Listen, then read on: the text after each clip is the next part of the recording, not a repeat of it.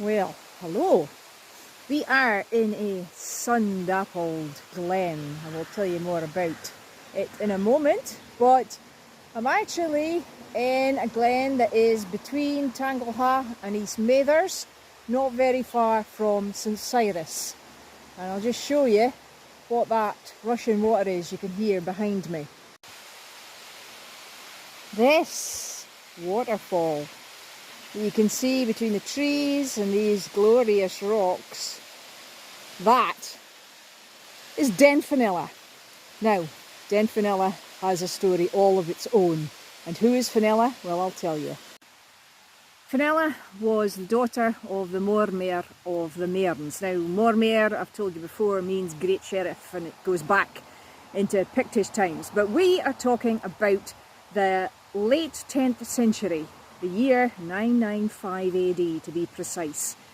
Fenella's husband is a nobleman too, and her son, well, her son's a bit of a rowdy piece of work.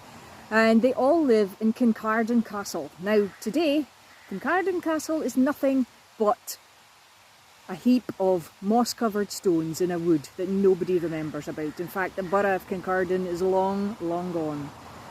Anyway, back in the 10th century, King Kenneth II was a king of Alba. Now, of course, that's the old name of Scotland when it was in a smaller form than it was now, and even before Macbeth was on the throne.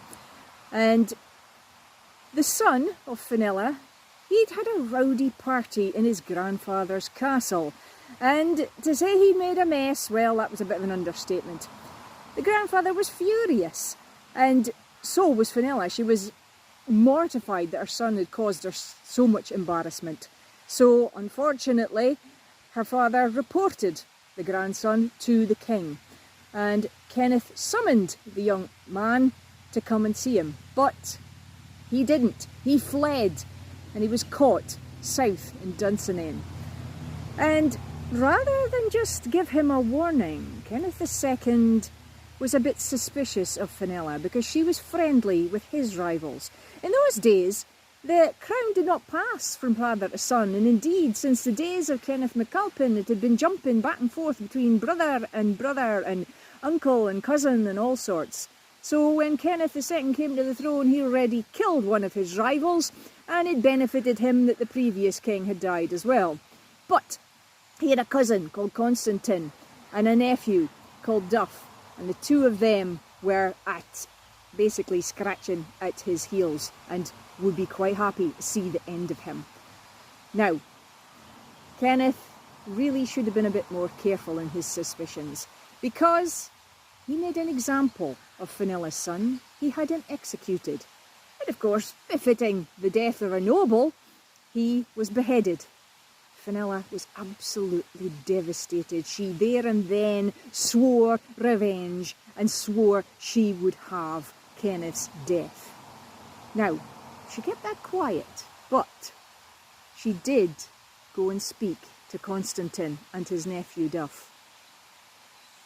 Kenneth knew nothing about it. The next he heard, Fenella had invited him to come hunting. She was a very famous huntress in the district, and she hunted with a hawk on her horse.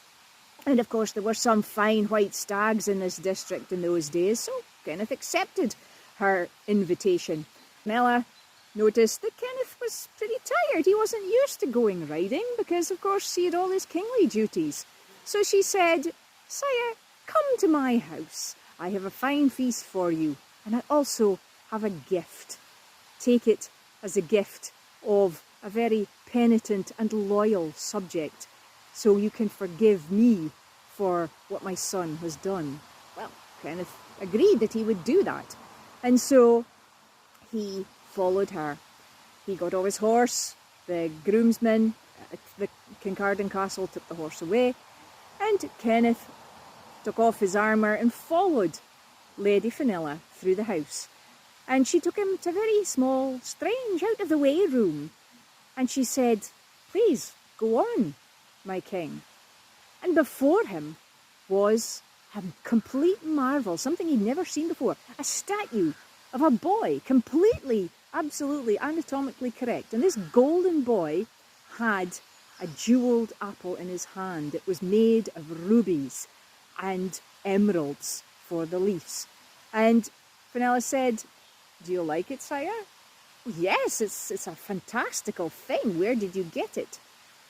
She said, "Well, I inherited it. But the jewelled apple is a gift for you.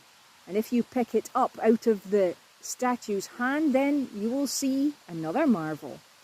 So Kenneth, who liked shiny, bright things, picked up the jewelled apple. And as he lifted it, the hand of the boy shifted. And there was a sound of whirring cogs and shifting weights. And then, as if 1,000 eyes popped out of the boy's body, 1,000 little iron darts flew out of all of those eye holes and pierced Kenneth in the chest, in the neck, in his heart, in his eye, in his head, in his throat. So when he collapsed to the ground bleeding, he could not speak, he could not cry out for help. And Fenella stood over him and she said, "Kenneth, did you think I would let you get away with killing my son for nothing more than high spirits? No. I would rather bow to your cousin Constantine.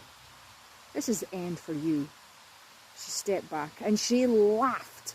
And from behind the tapestry, there was cousin Constantine and the nephew Duff.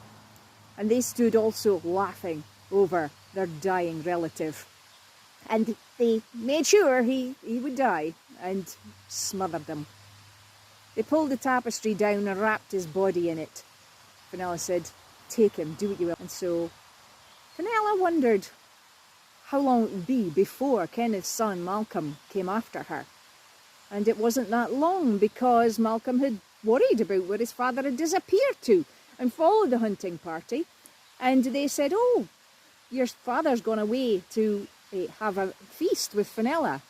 A feast, he thought. He was very suspicious. And by the time Malcolm got there, he saw his own blood relatives, Constantine and Duff, carrying what looked like a body in a tapestry. And so Malcolm came back the next day. Fenella was ready for him. She'd saddled her horse early in the morning and had her bow and arrow by her side. Well, of course, the men chased her all the way across from her castle to a valley, a steep, granite-lined valley with a waterfall that went down to jagged rocks below. But that valley went all the way out to the sea, past what would later become Milton Haven, a fishing village. And Malcolm knew this too, and he said, "Stop her before she gets to the den, because she'll escape us. Sure as anything, she'll have a boat waiting and she will flee from us." "That won't happen, sire," the soldiers said, and so they chased after her. But many had different opinions of what happened that day. The official story was that Fenella had jumped off her horse and then dived to her death in the foaming waters below on the rocks. But some say that she was a witch and she turned herself into a bird and flew to freedom. But others still said that great big eagle wings grew out of her back and she flew away. But the soldiers knew better than to say anything in front of their king. And thereafter, Fenella's family and her tenants mourned her death. But she knew the truth. And that's why this is called Den Fenella to this day, to remember the assassin who dealt with the murderous Kenneth II in 995 AD. True story.